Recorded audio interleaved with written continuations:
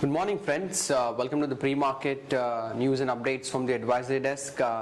Taking you to the global market, first we start with the Dow Jones. Yesterday night it was closed in a flat, almost 30 points down actually on the Dow Jones index. Also the Nasdaq was kind of almost a flattish to negative tone.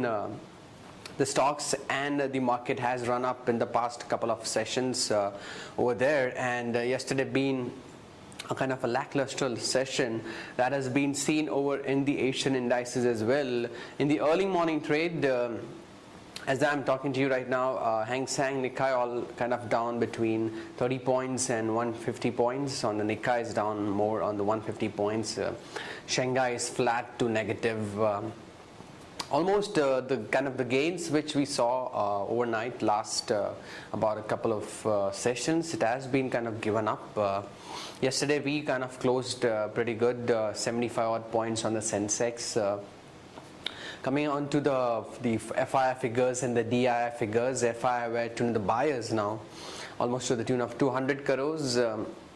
Whereas DII were net sellers to the tune of almost 250 to 300 crores. So this time we saw a little change and they almost swapped places, like FI were kind of biased for the first time after selling a lot in the last week. SGX Nifty is almost up by 8 points. So in the morning it was up by 25, but right now it's 8 to 9 points up. So it has also kind of given up gains. Yesterday we had IIP data and CPI data CPI came in at 8.79 versus 9.5. So it was better than the estimates. Even IIP came in at negative 0.6. So that's also better than estimates. Although it's still negative, we are yet to kind of reach that kind of a positive terrain, but it is definitely improving on a month-on-month basis. And that's all the global update we have right now. I'll hand over to Sadhana for the derivatives view. Good morning, friends. Let's have a view on derivatives. Yesterday we have seen a gap up opening in Nifty and it managed to hold the gains, but after an announcement of railway budget by railway minister, markets turned lower and finally snapped the session with a marginal gain of 0.44%. In this period we have seen that short positions were squared off by market participants as around 2.84 lakh shares were reduced in open interest and cost of carry increased significantly by 67%. And Nifty futures premium also increased from 10 points to 15.75 odd levels. On the PCR front, we have seen that put call ratio is at same at 1.09, but we have seen some additions in call option. As we can see, 6,200 strikes holds with highest number of shares in open interest, and we have seen an unwinding activity in put option. We can see 5,900 put option has seen a reduction in open interest.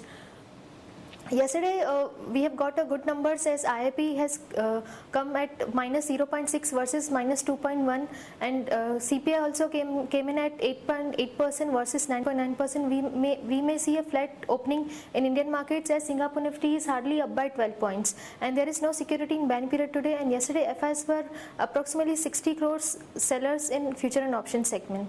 Overall, our support would be, overall bias for the market would be positive, and intraday support would be 6070, 6085, resistance would be 6120, 6142, and 6015 might act as a good support on closing basis.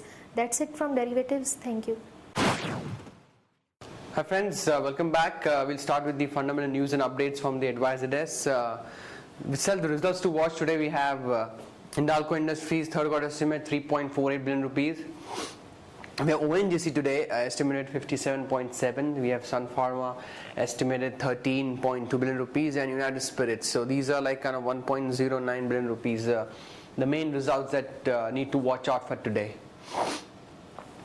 Cipla result update came in lower than estimates due to consolidation of newly acquired entities. It did report a healthy growth on a YOY basis on the top line, but the operating margin, as you can see here, has slipped and kind of by 600 basis points. So that's again strictly comparable, not comparable, though only attributed the high base effects, unfavorable kind of products mix, and sharp rise in all the input and the all costs. So overall, it has not been a good quarterly performance by Cipla.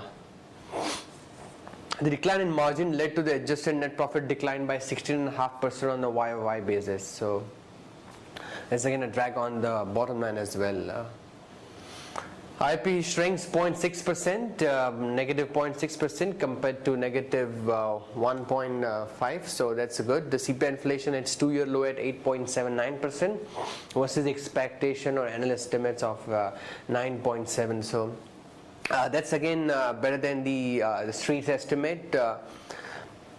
And our point here is, friends, that the CPI and the IP, which is like the industrial production, like the factory kind of goods produced and sold, it has improved, but it's still in negative. We're still not out of the woods yet.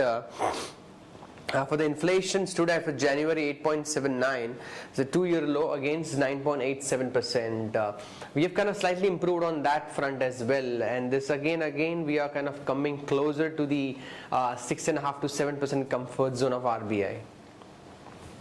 There's some changes in Msci India index. The stocks been dropped from the indices are Lupin, we have Z Entertainment and Power Grid. So these are stocks that will be excluded. Also, London court passed winding up order against Punj Lloyd on the plea by SABIC UK over 2000, whereas the company has denied its claim made by SABIC. So that's again a good for Punj. CCA has approved the residual stake sale of government share in the Balco, that is the 49% at currently. Currently, the company's majority shareholder is Vedanta. The government has also invited bids from the merchant bankers for the Hindustan Zinc divestment. The government has proposed to sell its 29.5% stake in Hindustan via open auction. That will almost fetch to the tune of 15 to 16,000 crores for the government. Friends, long ideas today. Apollo Tyres CMP 118 has posted an 87% rise in its quarterly net profit, which is definitely better than the street estimates. The company has kind of benefited from the better product mix and new launches. So action long Apollo Tyres, stop loss 116, target on the upside 123 to 125. Also, like Pantaloon from the long side, have RBI allowed FIs to buy kind of shares in Pantaloon. The foreign shareholding in the has gone below the prescribed level limit, so that is definitely a big positive for Pantaloon retail, as now more foreign investors could definitely buy its shares. Action long Pantaloon, stop loss 77.5, target 83. Next we have a Balrampur Chini. Government has definitely gone ahead and approved a subsidy of 3,333 per ton for exports of raw sugar to boost overall sales and help the sugar mills as well.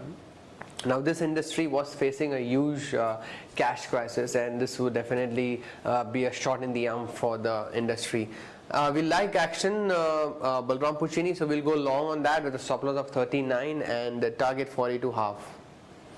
Thanks friends, that's the pre-market fundamental news and updates. Have a good trading session.